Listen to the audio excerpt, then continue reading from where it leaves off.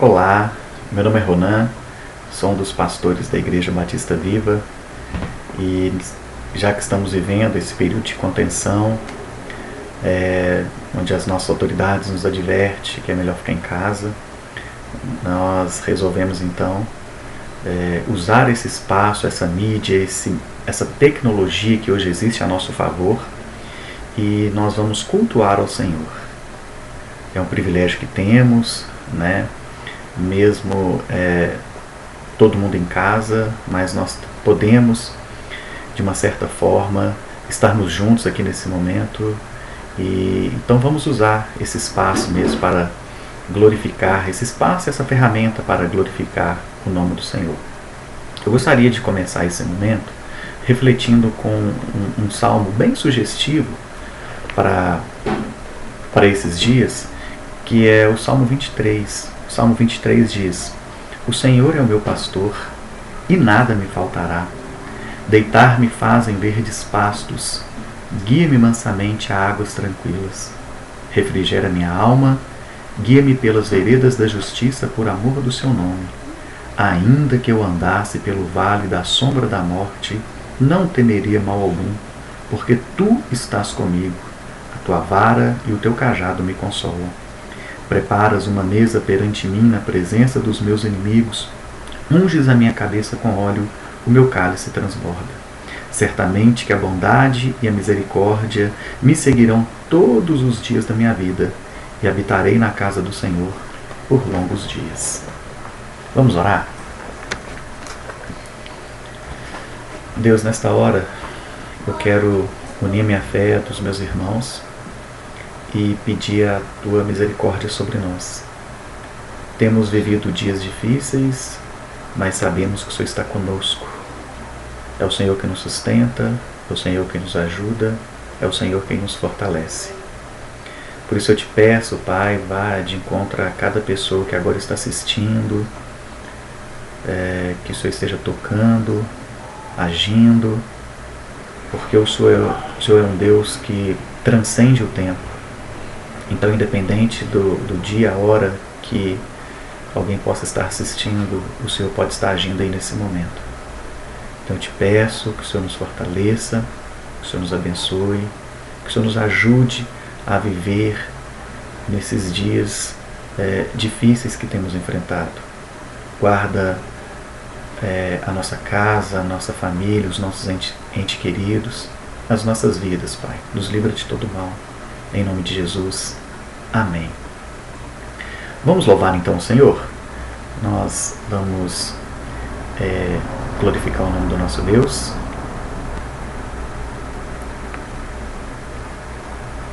Vamos louvar aí com grande é o Senhor e muito digno de louvor.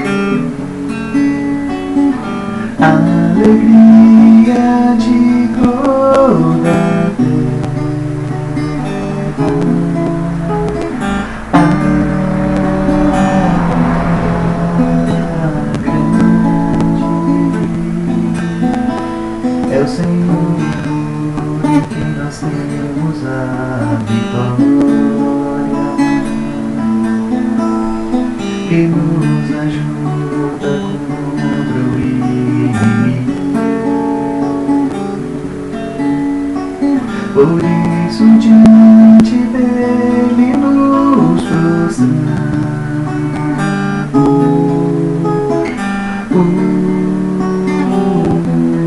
prostramos, queremos o teu nome engrandecer e agradecer-te por pobre em nossas vidas.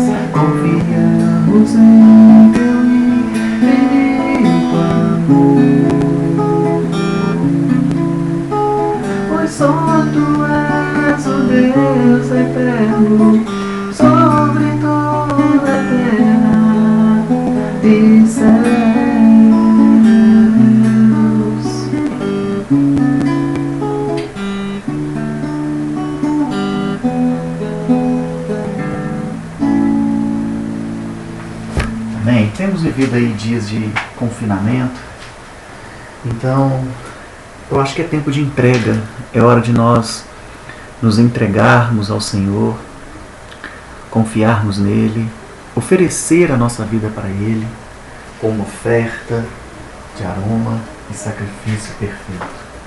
Vamos louvar ao Senhor, Cristina.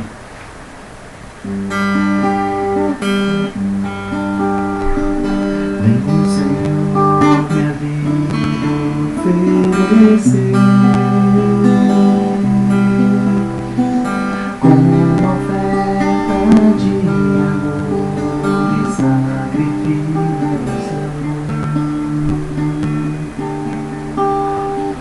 Quero minha vida a te entregar, como uma oferta viva em teu altar,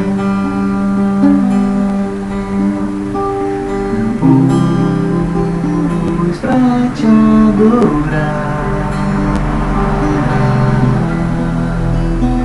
foi que eu nasci.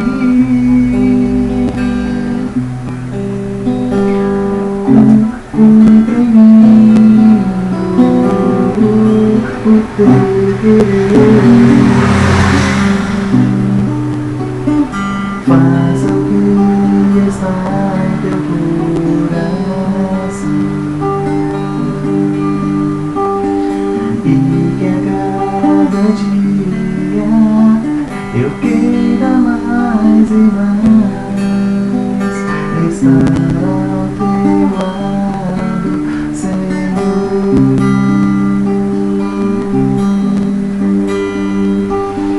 E que a cada dia eu queira mais e mais estar ao teu lado, pra sempre ao teu lado, em todo momento, Senhor. Aleluias, glórias a Deus, louvado ao Senhor Jesus Cristo. É tempo mesmo de entrega, de nós nos oferecermos ao Senhor, nos entregarmos ao Senhor, e a oportunidade que Deus nos dá, né? Uma das coisas que a gente pode vivenciar nesse momento é o tempo que Deus nos dá, e a gente tem que saber canalizar bem esse tempo, centralizar isso em Jesus Cristo, ficar junto com a família, trazer a família para perto de Cristo. Nesses dias as pessoas, elas, devido ao medo, à ansiedade que isso gera, né, as pessoas elas ficam até mais sensíveis para ouvir. Então é canalizar isso tudo, esse momento, para Cristo.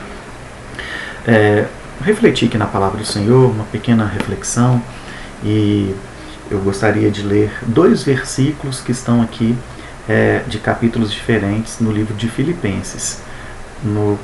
Vai ser Filipenses capítulo 3, versículo 1.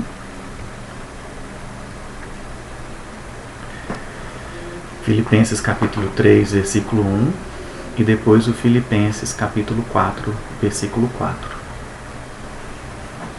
que diz assim: Filipenses capítulo 3, versículo 1: Resta, irmãos meus, que vos regozijeis no Senhor. Não me aborreço de escrever-vos as mesmas coisas, e é segurança para vós. Filipenses 4:4: Regozijai-vos sempre no Senhor. Outra vez digo, regozijai-vos. Vamos orar?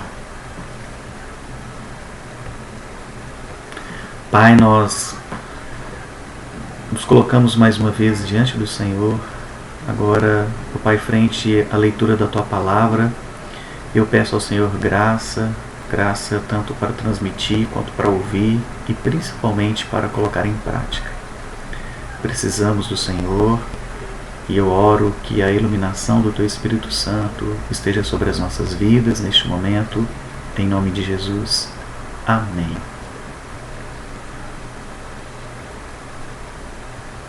Irmãos, a nossa reflexão aqui nesse texto, eu estava pensando hoje e confesso que inicialmente eu ia até trazer uma outra reflexão, mas esse texto me veio à minha mente e eu gostaria de refletir sobre alguns pontos muito interessantes que Paulo coloca aqui pra gente nessa carta. Primeira coisa que eu quero que vocês entendam que a alegria do Senhor, ela é a nossa força. E nesses dias a gente tem uma tendência muito natural, nossa mesmo, do ser humano, né? De deixar com que coisas externas nos abalem, nos amedrontem, nos assustem. E então, diante dessa realidade, eu gostaria de pensar sobre a experiência que o apóstolo Paulo teve. A gente está vivendo o dia de encarceramento, né? Nós estamos vivendo aí esses dias de contenção, a gente tem que ficar em casa, né? Eu estou aqui vivendo um tempo com a minha esposa, com os meus 2 filhos, estamos em casa e é um tempo de contenção. E eu gostaria de falar de um personagem da Bíblia também que viveu um tempo de contenção, não como a gente, né? A contenção dele era muito pior, que ele estava preso. Paulo, quando ele escreveu essa carta, ele se encontrava num período também de contenção. Ele se encontrava num período de reclusão. Como eu disse, ele estava preso. E é interessante que ele vai trazer para a gente a questão dessa necessidade, e dessa busca e dessa possibilidade da alegria. A alegria do Senhor é a nossa força. Vamos pensar um pouquinho sobre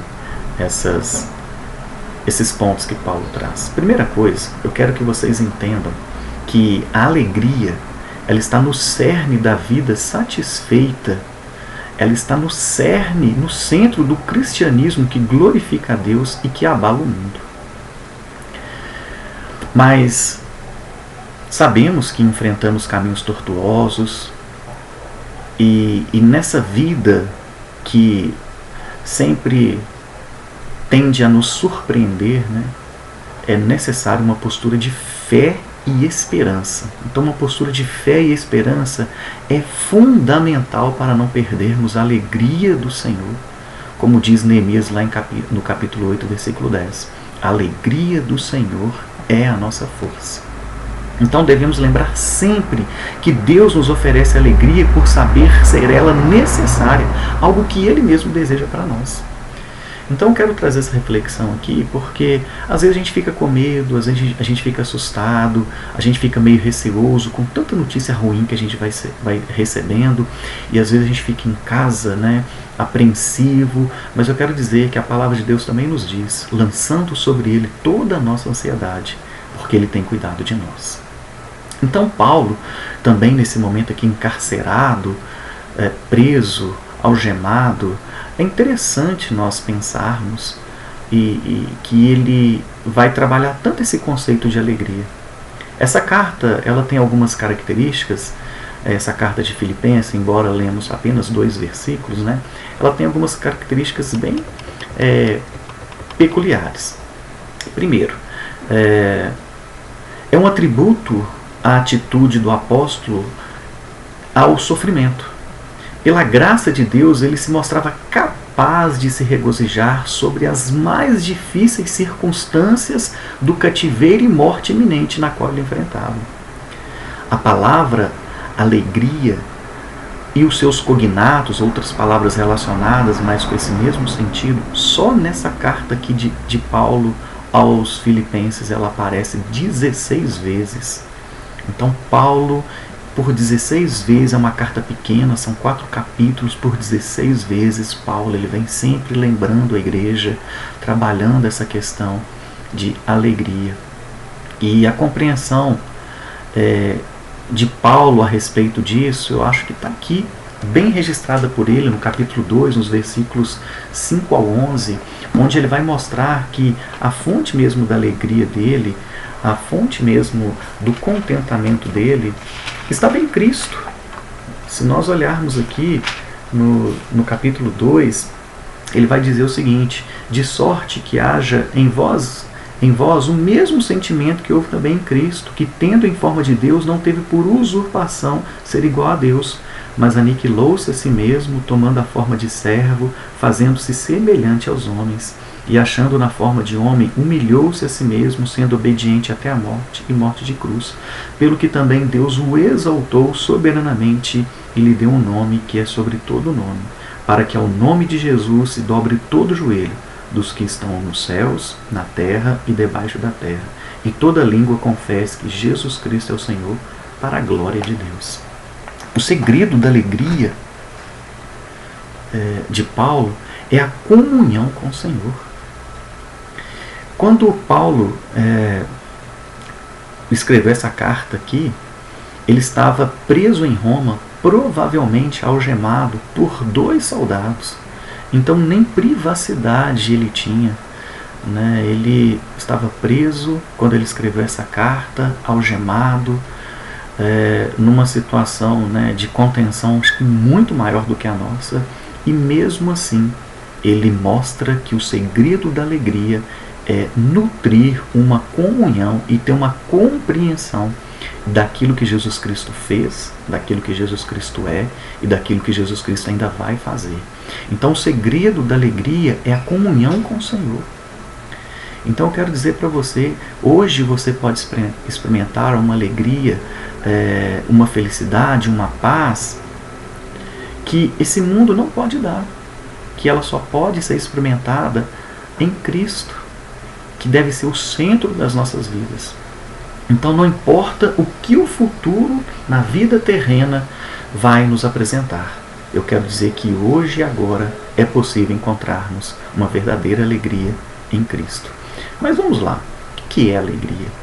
Primeiro, antes de trabalhar o conceito de alegria, eu quero falar o que não é alegria. Alegria não é igual a divertimento e nem jogos.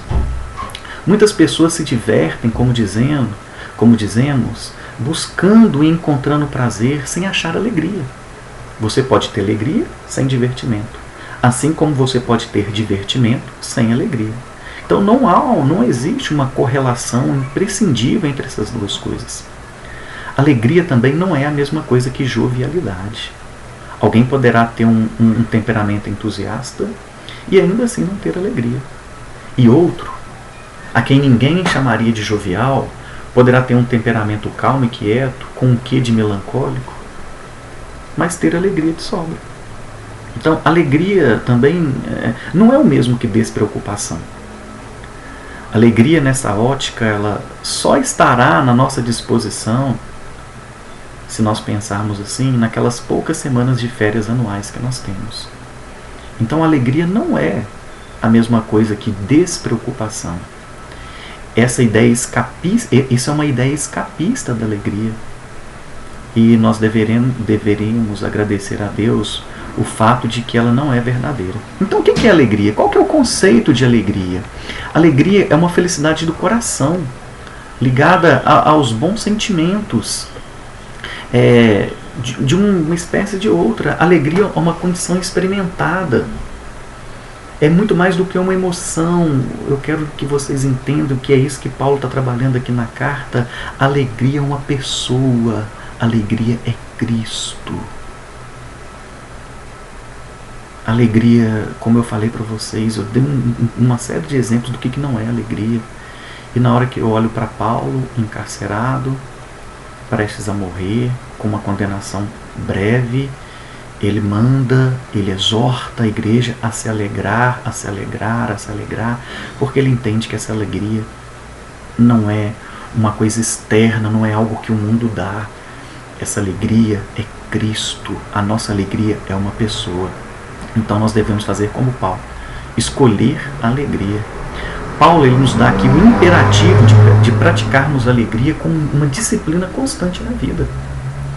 Paulo foi atacado, criticado, mas ele reage com louvor. Se você olhar lá no capítulo 1, versículo 18. Como nós lidamos quando nós somos perseguidos, diante de armações que tentam nos derrubar? Como nós lidamos com as críticas, com os comentários maldosos? Como que nós lidamos diante dessa pandemia do coronavírus?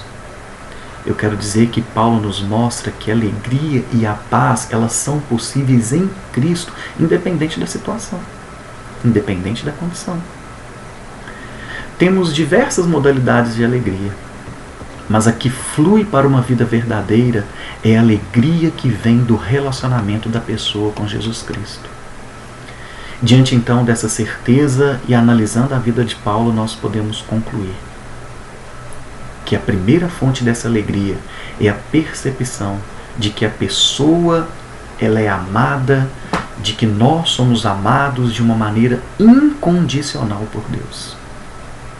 Se você olhar aqui, Paulo ele trabalha uma outra carta aqui em Romanos, no capítulo 8, versículo 32, ele vai dizer o seguinte: aquele que nem mesmo a seu próprio filho poupou, antes o entregou por todos nós, como não nos dará também com ele todas as coisas?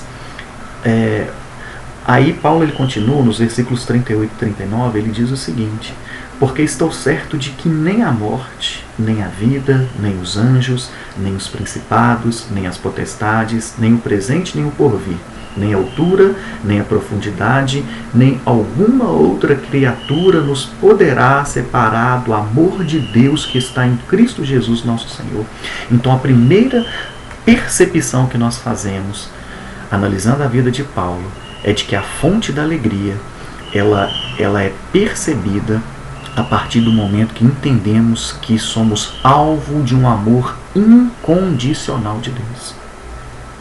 Essa é a primeira percepção. A segunda compreensão de que o que estamos vivendo é uma situação boa de aperfeiçoamento em nós. É isso que eu quero que vocês entendam. Né? Essa pandemia, isso que está acontecendo aí no mundo, o fato de você estar aí na sua casa, vivendo esse confinamento, eu quero dizer que a gente precisa de compreender que o que nós estamos vivendo é uma situação boa de aperfeiçoamento de Deus em nós. Paulo, lá no mesmo capítulo 8 do livro de Romanos, no versículo 28, ele vai dizer o seguinte: e sabemos que todas as coisas contribuem juntamente para o bem daqueles que amam a Deus, daqueles que são chamados por seu decreto. O Timothy Keller, no livro Encontros com Jesus, ele faz uma percepção desse versículo que eu quero até ler aqui com vocês. Ele fala o seguinte: Paulo não está dizendo que tudo de ruim que lhe acontece na verdade é bom, ou que toda nuvem tem um contorno prateado. Não, ele está dizendo que, da perspectiva da eternidade, com os olhos postos na história como um todo, ficará claro que até as coisas verdadeiramente ruins que aconteceram foram incorporadas e usadas por Deus para que, por fim, realizassem apenas o oposto do que pretendiam. Veremos que os fatos ruins, no final, produziram mais glória e bem do que se não tivessem ocorrido. Então, todas as coisas cooperam para o bem daqueles que servem a Deus. Essa é a segunda compreensão da percepção de Paulo do que é alegria. O puritano chamado Richard Sybes, ele escreveu e ele fez o seguinte comentário, usando essa mesma percepção de Paulo aqui de Romanos 8, 28. Ele diz o seguinte: o que for bom para os filhos de Deus, eles terão, porque tudo é deles para avançá-los para o céu. Se cruzes forem boas para isso, eles a terão. Se desonra for boa, eles a terão, porque tudo é nosso para servir ao bem principal. Entender isso é ter o segredo do contentamento duradouro ao alcance.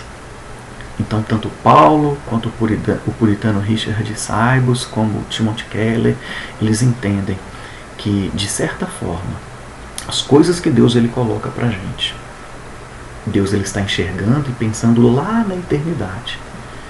E isso vai concorrer para o nosso bem aqui na terra hoje, mas porque Deus está pensando em algo maior. Então, de certa forma, a prisão de Paulo motivou outros também a evangelizarem. Então, a terceira fonte de alegria que percebemos aqui no relato de Paulo é a posse de algo que vale a pena possuir, um relacionamento verdadeiro e sincero com Jesus. Se nós olharmos também no capítulo 3 de Filipenses, no versículo 8 em diante, Paulo ele vai fazer também algumas considerações muito importantes, seguindo essa mesma linha. Aqui em Filipenses, a partir do capítulo 3, a partir do versículo 8, ele fala assim: e na verdade, tenho também por perda todas as coisas, pela excelência do conhecimento de Cristo Jesus meu Senhor, pela qual sofri a perda de todas essas coisas e as considero como esterco para que possa ganhar a Cristo. E seja achado nele, não tendo a minha justiça que vem da lei, mas a que vem pela fé em Cristo, a saber, a justiça que vem de Deus pela fé, para conhecê-lo e a virtude da sua ressurreição e a comunicação de suas aflições, sendo feito conforme a sua morte, para ver se, de alguma maneira, eu possa chegar à ressurreição dos mortos. Não que já tenha alcançado ou que seja perfeito, mas prossigo para alcançar aquilo para o qual fui também preso por Cristo Jesus. Irmãos, quanto a mim, não julgo que haja alcançado, mas uma coisa faço, e é que, esquecendo-me das coisas que atrás ficam e avançando para a questão diante de mim, prossigo para o alvo, pelo prêmio da soberana vocação de Deus em Cristo Jesus. Então, a posse desse relacionamento verdadeiro e sincero com Cristo. E a quarta coisa que eu quero chamar a atenção para vocês aqui, nessa percepção de que Paulo ele faz, é de que a fonte da alegria é dar algo que venha valer a pena.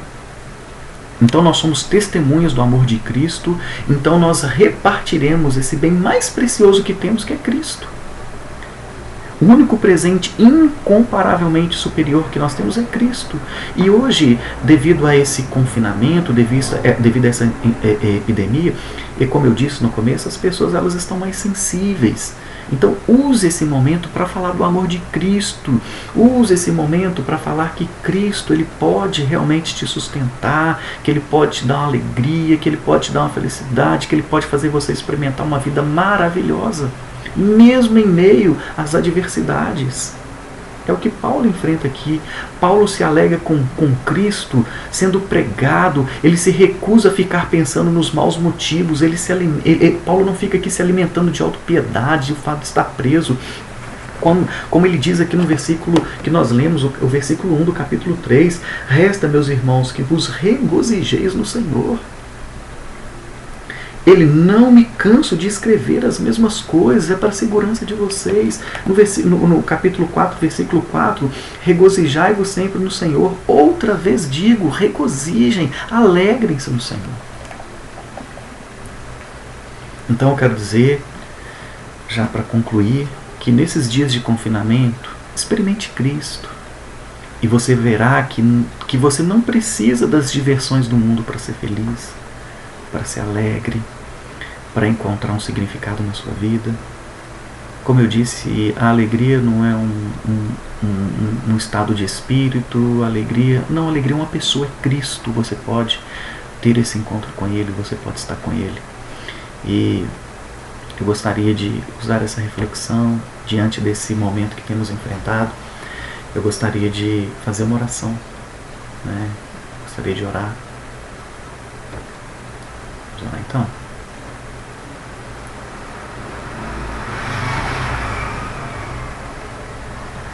Deus, nós nos colocamos agora aqui diante do Senhor, e eu sei, Pai, que vivemos dias difíceis, mas o Senhor não nos abandona. Vivemos dias, meu Pai, que Talvez muitas pessoas estão assoladas, assustadas, sofrendo, e eu oro neste momento pedindo que o Senhor visite agora cada lar, que o Senhor possa ir aos leitos dos hospitais, ou de encontro àquelas pessoas que se encontram desesperadas nesse momento. Que o Senhor venha trazer a paz. Então eu te peço que o consolo, o conforto, que a graça do Senhor seja sobre cada um de nós. Deus, que a Tua palavra, que é possível nós nos alegrarmos mesmo diante da adversidade, e ela seja algo real em nós, experimentado por nós. No nome de Jesus Cristo, eu oro, agradeço ao Senhor pela rica oportunidade que o Senhor nos dá, em nome de Jesus. Amém. Irmãos, então, eu quero encerrar esse momento aqui, essa nossa pequena reflexão, e que você pense nisso, né? Que esse momento que temos atravessado, não é que Deus perdeu o controle das coisas, né? Deus não está lá no céu desesperado, o que eu vou fazer com esse vírus? Não, está tudo no controle e na direção de Deus, né? Então, vamos seguir confiantes nele, né? Então, que a graça do Senhor Jesus Cristo e o amor de Deus e a comunhão do Espírito Santo de Deus seja com todos vós. Que Deus vos abençoe. Amém.